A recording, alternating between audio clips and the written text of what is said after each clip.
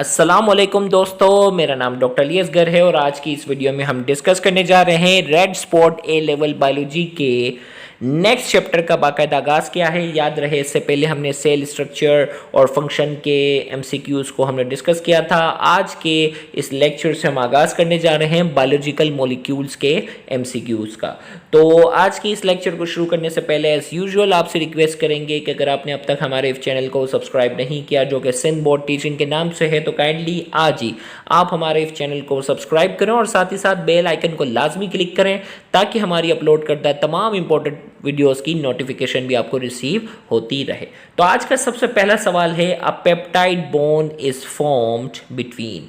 हमें कहा जा रहा है पेप्टाइड बॉन्ड जो है वो किसके दरमियान बनता है। तो चार ऑप्शन आपके सामने हैं। ऑप्शन ए में कहा जा रहा है an aldehyde group and an amino group. Option B an aldehyde group and a carboxylic group. Option C, an aldehyde group and an ester group. Option D, a carboxyl group and an amino group. तो चार option आपके पास हैं, जल्दी से एक option जो है वो सेलेक्ट करें कि पेप्टाइड बॉन्ड जो है वो किन दो चीज़ों के दरमियान बनता है। देखते हैं करेक्ट आंसर जो है वो कितने बच्चों का आता है, फिर मैं इसका आंसर बताने जाऊंगा कि पेप्टाइड बॉन्ड जो है वो किन दो चीज़ों के दरमियान बनता है। तो थोड़ा सा मैं इन्फॉर्मेशन देता चलूँ कि पेप्टाइड बॉन्ड जो होता है वो दो अमाइनो एसिड के दरमियान बनता है और पेप्टाइड बॉन्ड की मदद से बहुत सारे अमाइनो एसिड जो हैं वो आपस में जुड़कर पॉलीपेप्टाइड चेन बनाते हैं। तो पेप्टाइड बॉन्ड किन दो चीज़ों के दरमियान बनता है, तो मैं इसका करेक्ट आंसर बताने जा रहा हूं। तो इसका करेक्ट आंसर हमारे पास है option D, a carboxyl group and an amino group. Carboxyl group एक अमाइनो एसिड का कार्बोक्सिल ग्रुप और दूसरे अमाइनो एसिड का अमाइनो ग्रुप जब ये आपस में जो है वो कंबाइन होते हैं, जब ये आपस में कंबाइन होते हैं तो उनके दरमियान क्या बन जाता है, इनके दरमियान बनता है पेप्टाइड बॉन्ड जो है वो इनके दरमियान बनता है। तो इसका करेक्ट आंसर हमारे पास है option D, a carboxyl group and amino group. Next MCQ की तरफ आते हैं, the secondary order of protein structure is. भाई आपको प्रोटीन के चार स्ट्रक्चर ना, primary structure, secondary structure, tertiary structure, quaternary structure.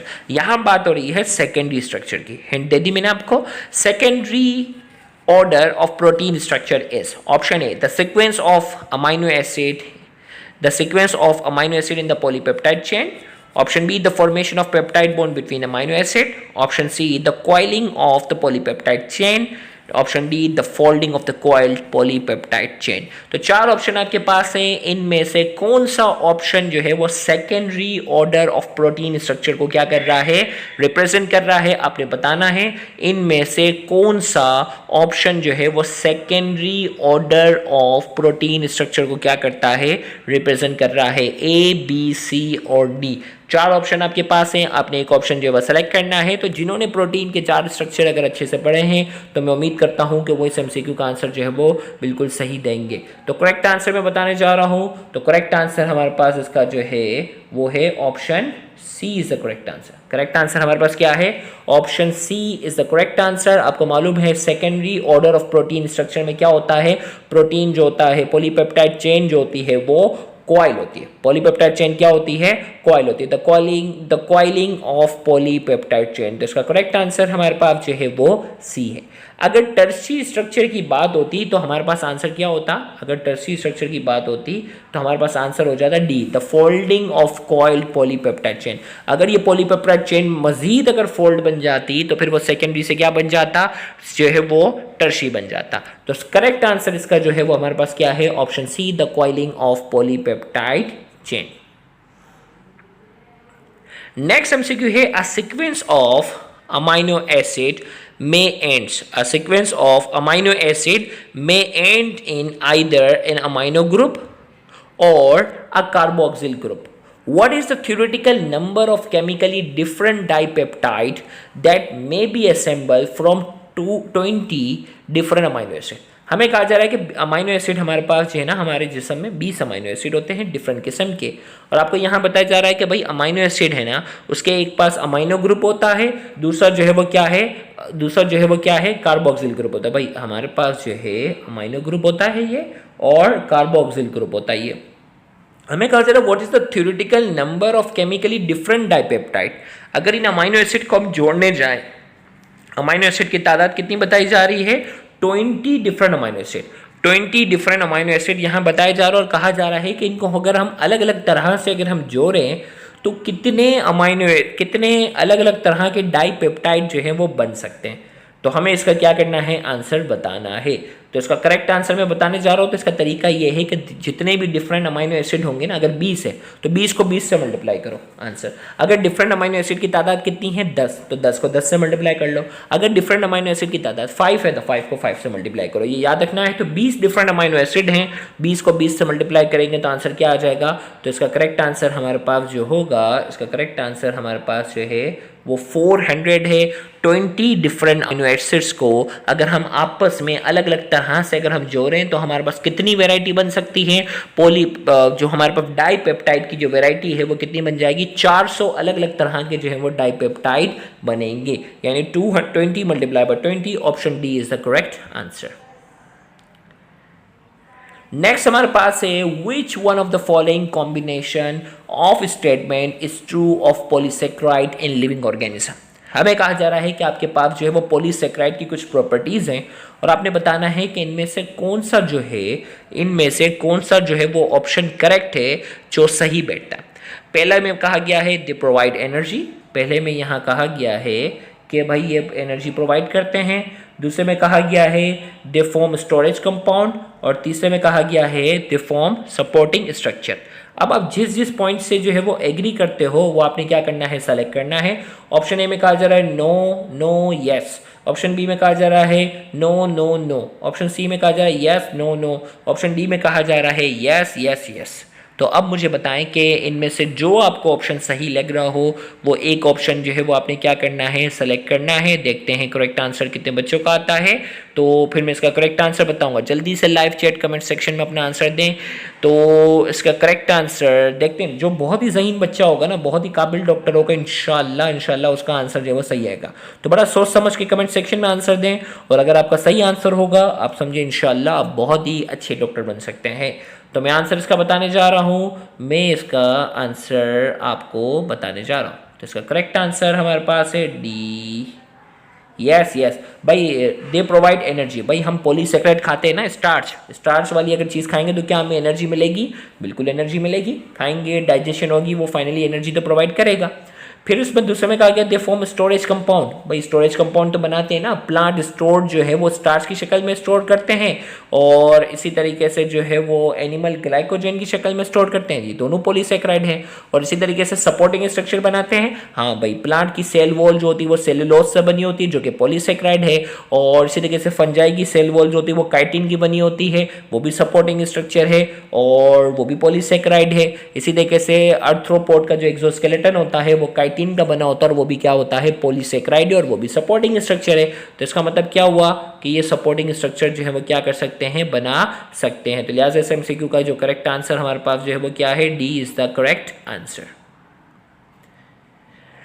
Next MCQ की तरफ आते हैं और इसमें कहा जा रहा है polysaccharides are synthesised in plants by the process of. भाई पॉलीसेक्राइड्स जो है ना वो प्लांट के अंदर बनते हैं किस प्रोसेस के जरिए? आपके पास चार ऑप्शन है। ऑप्शन ए में कहा जा रहा है कंडेंसेशन, ऑप्शन बी में कहा जा रहा है ग्लाइकोलाइसिस, ऑप्शन सी में कहा जा रहा है हाइड्रोलाइसिस, ऑप्शन डी में कहा जा रहा है ऑक्सीडेशन।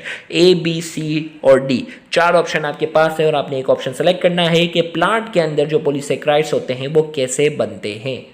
तो जल्दी से, आसान सवाल है और मैं उम्मीद करता हूँ आप सही आंसर इसका देंगे। मैं इसका जल्दी से आंसर बताने जा रहा हूँ, आप जल्दी से लाइव चैट कमेंट सेक्शन में आंसर दें। तो इसका करेक्ट आंसर हमारे पास जो है वो है condensation. Condensation is the correct answer. Polysaccharides जो हैं वो, पॉली का मतलब ही क्या होता है? मेनी। जब बहुत सारे छोटे छोटे स्ट्रक्चर मिल जाएं और एक बड़ा कंपाउंड बनता है उसे पॉलीमर कहते हैं। तो पॉलीसेक्राइड्स बहुत सारे छोटे छोटे मोनोसेक्राइड से मिलकर बनता है और जिस प्रोसेस में ये जब आपस में मिलते हैं इनकी कंबाइन होने के प्रोसेस को हम नाम देते हैं कंडेंसेशन। तो कंडेंसेशन और हाइड्रोलाइसिस पर हमने पूरा एक डिटेल लेक्चर भी अपलोड किया हुआ है। नेक्स्ट हमारे पास है which one of the following molecule contain amino acids. चार ऑप्शन आपके पास और हमें कहा जा रहा है कि इनमें से कौन सा मॉलिक्यूल है जिसके पास अमाइनो एसिड हो सकता है। तो एक बात जहन में रखिएगा, अमाइनो एसिड उसके पास होगा जो प्रोटीन होगा। अमाइनो एसिड तो बहुत सारे अमाइनो एसिड मिलकर प्रोटीन बनाते हैं ना, तो अब इसमें से तलाश करो कि इन चारों में से कौन सी चीज़ जो है वो प्रोटीन वाली है। हिंट दे दी मैंने अब आपको। अब तो आंसर मुझे उम्मीद करता हूँ कि सारे बच्चों का आंसर जो है वो करेक्ट होना चाहिए। Which one of the following molecule contain amino acid, इनमें से कौन सा मॉलिक्यूल है जिसके पास जो है वो अमाइनो एसिड है। तो वो उसके पास ही अमाइनो एसिड होगा जिसके पास जो प्रोटीन का बना हुआ है। तो A B C D 4 option आपके पास है। मैं करेक्ट आंसर बताने जा रहा हूँ। उम्मीद करता हूँ आप अपना आंसर कमेंट में लिख चुके होंगे। तो इसका करेक्ट आंसर हमारे पास जो है वो है कोलेजन। कोलेजन जो है ये क्या है, प्रोटीन है। बाकी अगर देखा जाए एस्कॉर्बिक एसिड जो है वो विटामिन है। एस्कॉर्बिक एसिड की अगर बात की जाए तो ये विटामिन है। सेलुलोज जो है वो क्या है, पॉलीसेक्राइड्स है। और इसी तरीके से गैलेक्टोज जो है ये क्या है, डाइसेक्राइड है। तो लिहाजा इसका जो करेक्ट आंसर हमारे पास जो है वो क्या है, collagen is the correct answer. Next हमारे पास है the helical form of a polypeptide chain is due to the presence within the molecule. भाई हेलिकल स्ट्रक्चर जो होता है ना, राउंड सा जो कॉइल टाइप का जो स्ट्रक्चर होता है पॉलीपेप्टाइड चेन का, ये पॉलीपेप्टाइड चेन का जो स्ट्रक्चर बनता है वो किसकी वजह से बनता है। ऑप्शन ए में कहा जा रहा है कोवलेंट बॉन्ड, ऑप्शन बी में कहा जा रहा है डाइसल्फाइड बॉन्ड, ऑप्शन सी में कहा जा रहा है ग्लाइकोसाइटिक बॉन्ड और ऑप्शन डी में कहा जा रहा है हाइड्रोजन बॉन्ड। तो भाई ये जो पॉलीपेप्टाइड चेन है ना, secondary structure of protein, protein का जो सेकेंडरी स्ट्रक्चर होता है जिसमें पॉलीपेप्टाइड चेन जो होती है वो कॉइल होती है। तो वो कॉइल कौन से बॉन्ड की वजह से होती है, और ये सवाल कई बार जो है वो बाकायदा रेड स्पॉट के अंदर जो है वो रिपीट हुआ है। ए बी सी डी आपके पास 4 ऑप्शन है और आपने एक ऑप्शन सेलेक्ट करना है। जल्दी से मैं इसका करेक्ट आंसर बताने जा रहा हूँ। तो इसका करेक्ट आंसर हमारे पास जो है वो है हाइड्रोजन बॉन्ड। हाइड्रोजन बॉन्ड की वजह से, याद रखिएगा, helical form of a polypeptide chain, polypeptide chain का जो हेलिकल फॉर्म है ये हाइड्रोजन बॉन्ड की वजह से होता है। और हाइड्रोजन बॉन्ड की वजह से इसका स्ट्रक्चर जो होता है वो सेकेंडरी होता है in the form of the coil. Next MCQ है which of the following does not contain amino acid. भाई इनमें से कौन सा है जिसके पास अमाइनो एसिड नहीं है। इससे पहले वाला सवाल भी इसी तरह का था। A B C D 4 option आपके पास हैं। देखते हैं करेक्ट आंसर जो है वो कौन देगा। विच of the following does not contain amino acid, इनमें से कौन सा स्ट्रक्चर है जिसके पास अमाइनो एसिड नहीं है। तो देखते हैं किसका आंसर करेक्ट आता है। जल्दी से लाइव चैट कमेंट सेक्शन में अपना आंसर लिखें, फिर मैं इसका करेक्ट आंसर बताने जा रहा हूं। तो बता दूं, देखें भाई मैं थोड़ी सी एक्सप्लेनेशन भी देता हूं। देखें कार्बोनिक एनहाइड्रेस क्या है, एंजाइम है। और एंजाइम जो होते हैं वो ज़्यादातर क्या होते हैं, प्रोटीन के बने होते हैं। और हर वो चीज़ जो प्रोटीन की बनी हुई है इसका मतलब उसके अंदर अमाइनो एसिड हैं। इंसुलिन जो कि एक हार्मोन है जो ग्लूकोज के लेवल को क्या करता है, कम करता है, और ग्लूकोज के लेवल को कम करता है। और ये इंसुलिन जो होता है ये प्रोटीन हार्मोन है। क्या है ये, प्रोटीन हार्मोन है। लिहाजा ये भी आंसर नहीं होगा। प्रोटीन बनी हुई चीज़ जो है उसके पास क्या होगा, अमाइनो एसिड तो होगा। अब बात आ गई बी और सी में। सी जो है वो क्या है, haemoglobin, an iron containing protein. क्या है, हीमोग्लोबिन जो है एक ऐसा प्रोटीन है जिसके पास क्या है, आयरन होता है। हीमोग्लोबिन की डेफिनेशन यही है ना, आयरन कंटेनिंग प्रोटीन, मतलब प्रोटीन है तो इसका मतलब अमाइनो एसिड है। तो इस लिहाजा इस एमसीक्यू का जो करेक्ट आंसर हमारे पास बनेगा वो क्या है, glycogen is a correct answer. क्योंकि ग्लाइकोजेन क्या है, पॉलीसेक्राइड्स, और ये तो कार्बोहाइड्रेट है, इसके पास तो अमाइनो एसिड नहीं होगा। तो इसका करेक्ट आंसर हमारे पास क्या हो गया, option B glycogen is the correct answer. Next MCQ हमारे पास है which property of protein enables them to act as pH buffer. Protein की ऐसी कौन सी प्रॉपर्टी होती है जो पीएच बफर के तौर पे काम करती है। अब बफर सोल्यूशन आपने जो है केमिस्ट्री में पढ़ा होगा, वो सोल्यूशन होता है जो पीएच के खिलाफ, पीएच की चेंजिंग के खिलाफ क्या करता है, रेजिस्टेंस कॉज करता है। यानी लिक्विड मीडियम के अंदर पीएच में तब्दीली होने नहीं देता। अब ऐसी कौन सी प्रॉपर्टी है जिसकी वजह से प्रोटीन जो है वो बफर की तरह काम करता है। 4 ऑप्शन आपके पास है। ऑप्शन ए में कहा जा रहा है दे आर सॉल्युबल, ये सॉल्युबल होते हैं। ऑप्शन बी में कहा जा रहा है they contain carboxyl and amino group, इनके पास कार्बोऑक्सिल और अमाइनो ग्रुप होते हैं। ऑप्शन सी में कहा जा रहा है they have a high molecular mass, इनका मॉलिक्यूलर मास हाई होता है। ऑप्शन डी में कहा जा रहा है they possess both secondary and tertiary structure, इनके पास जो है वो सेकेंडरी और टर्शियरी स्ट्रक्चर होते हैं, इस वजह से वो पीएच बफर का काम करता है। तो 4 ऑप्शन आपके पास है और उम्मीद करते हैं आप एक आंसर जो है वो करेक्ट देंगे। तो इसका करेक्ट आंसर 4 ऑप्शन में से आप सेलेक्ट कर लें। इसका करेक्ट आंसर मैं बताने जा रहा हूँ और इसका करेक्ट आंसर हमारे पास जो है option B is the correct answer. They contain carboxyl and amino group. इनके पास कार्बोक्सिल ग्रुप होता है और अमाइनो ग्रुप होता है। एक प्रोटॉन डोनेट करता है, एक प्रोटॉन एक्सेप्ट कर रहा होता है। समझ रहे बात? एक प्रोटॉन डोनेट करता है, एक प्रोटॉन एक्सेप्ट करता है। इस वजह से ये पीएच में चेंजिंग के खिलाफ जो है, अगर बेसिक पीएच में डालते हैं तो भी रेजिस्टेंस कॉज करते हैं और एसिडिक पीएच के अंदर भी क्या करते हैं, ये रेजिस्टेंस कॉज करते हैं। और इसकी बड़ी वजह जो है वो क्या है कि इनके पास जो है वो कार्बोक्सिलिक ग्रुप होता है। एक प्रोटॉन एक्सेप्ट करने का काम डोनेट करने का काम करता है, तो दूसरा प्रोटॉन एक्सेप्ट करने का क्या करता है, काम करता है। तो इसका करेक्ट आंसर हमारे पास जो है वो option B is the correct answer. Next MCQ है which molecule contain in amino acid. भाई इस तरह के सवाल बार बार आ रहा है और उम्मीद करता हूँ अब की बार आपका आंसर जो है वो सही होना चाहिए। Which molecule contains amino acid. इनमें से कौन सा मॉलिक्यूल है जिसके पास अमाइनो एसिड है। ऑप्शन ए में कहा जा रहा है ATP, option B cellulose, option C glycogen and option D haemoglobin. अगर पिछले वाला एमसीक्यू अगर आपने अच्छे से समझा हुआ है तो मैं उम्मीद करता हूं कि इस एमसीक्यू का आंसर आपकी तरफ से, ज़्यादातर बच्चों की तरफ से आंसर जो है वो बिल्कुल सही आएगा। विच मॉलिक्यूल कंटेन्स अमाइनो एसिड। इनमें से कौन सा मॉलिक्यूल है जिसके पास अमाइनो एसिड है। A B C and D 4 option आपके पास हैं। तो मैं इसका करेक्ट आंसर बताने जा रहा हूं। इसका करेक्ट आंसर हमारे पास है ऑप्शन डी हीमोग्लोबिन। अभी बताया था ना, एन आयरन कंटेनिंग प्रोटीन। और ये प्रोटीन जो होगा, प्रोटीन के पास क्या होगा, प्रोटीन के पास जो होगा वो अमाइनो एसिड तो होगा। एटीपी क्या है, मोनोन्यूक्लियोटाइड है, एडिनोसिन ट्राइफॉस्फेट। सेलुलोज क्या है भाई, एटीपी जो है वो मोनोन्यूक्लियोटाइड है। सेलुलोज क्या है, ये पॉलीसेकेराइड है। ग्लाइकोजन क्या है, पॉलीसेकेराइड है। तो लिहाजा हमारे पास इनमें से किसके पास जो है वो अमाइनो एसिड है, डी के पास जो है वो ऑप्शन डी हीमोग्लोबिन जो है आयरन कंटेनिंग प्रोटीन है, लिहाजा इसके पास अमाइनो एसिड है। नेक्स्ट एमसीक्यू है which of the following is a polysaccharide present in human muscle। इंसान के मसल के अंदर कौन सा पॉलीसेकेराइड पाया जाता है। ऑप्शन ए में कहा जा रहा है अमाइलोस, ऑप्शन बी में कहा जा रहा है कोलेजन, ऑप्शन सी में कहा जा रहा है ग्लाइकोजन, ऑप्शन डी में कहा जा रहा है मायोग्लोबिन। तो मैं उम्मीद करता हूँ ये एमसीक्यू आपका जो है वो बहुत आसान है और बहुत तेज़ी से इसके करेक्ट आंसर आने चाहिए। ए बी सी और डी 4 ऑप्शन आपके पास हैं। फिर मैं इसका करेक्ट आंसर बताता हूँ। विच of the following is a polysaccharide present in human muscle. इंसान के मसल के अंदर इनमें से कौन सा पॉलीसेकेराइड पाया जाता है। इनमें से कौन सा पॉलीसेकेराइड्स। तो करेक्ट आंसर मैं बताने जा रहा हूँ। तो इसका करेक्ट आंसर हमारे पास है ग्लाइकोजन। ग्लाइकोजन जो है वो क्या है, पॉलीसेकेराइड है। और पॉलीसेकेराइड जो है ये मसल के अंदर पाया जाता है। बच्चा जो है ना मायोग्लोबिन में उलझ जाएगा भाई। क्या है, बच्चा जो है वो क्या होगा, मायोग्लोबिन में उलझ जाएगा। मायोग्लोबिन पॉलीसेकेराइड थोड़ी है। मायोग्लोबिन जो है वो पॉलीसेकेराइड नहीं है। मायोग्लोबिन वरना बच्चों के जहन में ना, मायोग्लोबिन की वजह से मसल जो होता है वो रेड होता है, लेकिन ये पॉलीसेकेराइड नहीं है। तो इंसान जो है वो अपना फूड स्टोर जो है वो ग्लाइकोजन की शक्ल में क्या करता है, मसल और लीवर के अंदर जाकर स्टोर करता है। लिहाजा इसका करेक्ट आंसर हमारे पास जो है वो ऑप्शन सी ग्लाइकोजन जो है वो वही इसका करेक्ट आंसर है। नेक्स्ट हमारे पास है the diagram shows a molecule. एक मॉलिक्यूल हमें दिया गया है। Which substance might include this molecule.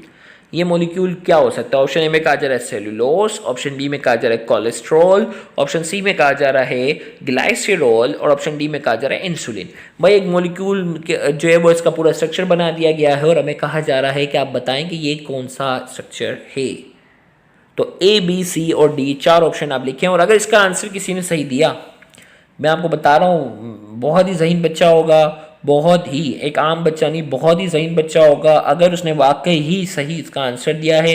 क्योंकि ये सवाल जो है वो बहुत ज़्यादा कॉन्सेप्चुअल है, जिसके कॉन्सेप्ट बहुत ही, एक होता है ना क्रिस्टल क्लियर कॉन्सेप्ट होते हैं ना कुछ बच्चों के, अगर वो है तो वो इंशाल्लाह मैं उम्मीद करता हूँ वो पिक कर जाएगा। तो देखते हैं, लेट्स सी ए बी सी और डी। अपना आंसर जो है वो कमेंट सेक्शन में लिखें, फिर देखते हैं, फिर मैं समझाता भी हूँ और आंसर भी बताता हूँ। चलें, उम्मीद करते हैं कि बच्चे अपना अपना आंसर जो है वो कमेंट सेक्शन में लिख चुके हैं। अब मैं इसका आंसर बताने जा रहा हूँ। भाई देखो, इस मॉलिक्यूल में अगर आप यहाँ गौर से देखें तो आपके पास ये जो है वो क्या है, अमाइनो ग्रुप है। क्या है, अमाइनो ग्रुप हो गया। इसी तरीके से अगर आप यहाँ देखें तो ये जो पूरा है ये क्या है, कार्बोक्सिल ग्रुप। तो अमाइनो ग्रुप और कार्बोक्सिल ग्रुप तो इसमें है। अमाइनो ग्रुप और कार्बोक्सिल ग्रुप अगर इसके अंदर मौजूद है तो इसका मतलब क्या है, इसका मतलब जो है ये जो है वो क्या है, ये जो है अमाइनो एसिड से बना हुआ है। और अमाइनो एसिड से अगर बना हुआ है तो इसका मतलब कोई प्रोटीन वाली चीज़ ही जो है वो क्या हो सकती है, कोई प्रोटीन वाली चीज़ ही जो है वो अमाइनो एसिड से क्या हो सकती है, बन सकती है। अब सवाल मेरा है कि क्या सेलुलोज जो है वो अमाइनो एसिड से बना होता है, नहीं, ये तो पॉलीसेकेराइड है। सवाल ये है क्या कोलेस्ट्रॉल जो है वो अमाइनो एसिड से बना होता है, जवाब है नहीं, क्योंकि ये तो स्टेरॉइड की फैमिली से ताल्लुक रखता है। सवाल है कि क्या ग्लाइसरॉल जो है वो अमाइनो एसिड से बना होता है, जवाब है नहीं, ये तो अल्कोहल की फैमिली से ताल्लुक रखता है। तो लिहाजा इस एमसीक्यू का करेक्ट आंसर क्या हो गया, अमाइनो एसिड से बनने वाला एक ही स्ट्रक्चर है वो क्या है, इंसुलिन है। क्या है, इंसुलिन, जो कि प्रोटीन है, अमाइनो एसिड से बना है। लिहाजा ये स्ट्रक्चर जो हमें बताया गया है, ये स्ट्रक्चर किसका बना हुआ है, ये स्ट्रक्चर जो है वो इंसुलिन का जो है वो क्या है, ये स्ट्रक्चर बना हुआ है। तो उम्मीद करते हैं कि आज के इस सेशन में आपने बायोलॉजिकल मॉलिक्यूल्स के बहुत ही अच्छे और कॉन्सेप्चुअल एमसीक्यू आपने सीखे होंगे। इंशाल्लाह अगला लेक्चर होगा, उसमें बायोलॉजिकल मॉलिक्यूल्स के हम रेड स्पॉट के मजीद एमसीक्यू को डिस्कस करने जाएंगे। याद रहे आपकी पार्टिसिपेशन बहुत ज़्यादा अहमियत रखती है। अगर आपकी पार्टिसिपेशन अच्छी होगी तो इंशाल्लाह मुझे भी जो है वो ज़्यादा से ज़्यादा लेक्चर रिकॉर्ड करने में मज़ा आएगा। तो उम्मीद करते हैं इंशाल्लाह नेक्स्ट लेक्चर में आपकी पार्टिसिपेशन जो है वो और भी ज़्यादा अच्छी होगी। Thank you very much. अल्लाह हाफिज़।